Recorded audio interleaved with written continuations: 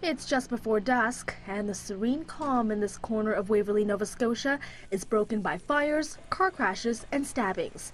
Students at the Nova Scotia Firefighter School are getting some hands-on training to wrap up their 16-week course.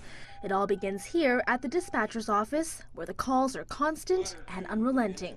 Ladder 2, Engine 2, Regional Dispatch. Report of a structure fire, 48 Powder Mill Road. Dispatch responding 1814. Be advised, we are receiving multiple reports on this call. Caller is reporting a confirmed structure fire at that location, everything else unknown. Quickly, the platoons respond, not a moment to waste. This exercise is supposed to simulate a 24-hour shift, and already the recruits have been on the job for about 9 hours now. Cory, off to the side, off to the side. Every moment is a teaching moment. Afterwards, the instructors hold a debrief to talk about how the scenario played out. Transitional attack. Cool from outside, around the door and in. Knock it down. That was a great run. There's a lot that we're still learning and a lot of things that they're throwing at us that we know we need to do better on, and some things that we're surprising ourselves with. It's not just fires these recruits have to tackle. In fact, about 55% of calls firefighters respond to are medical calls. So the stabbing isn't too far from reality. We give them a lot of variety in terms of the things they encounter, because that's how it is in fire service. You never know kind of what you're going to get next.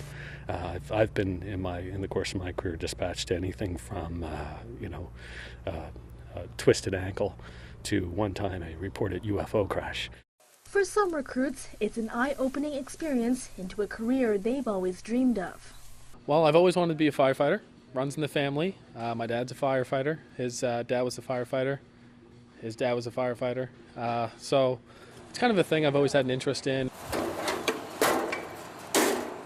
It's hard. It's hard work. I respect my family a lot more now. Like, it's tough.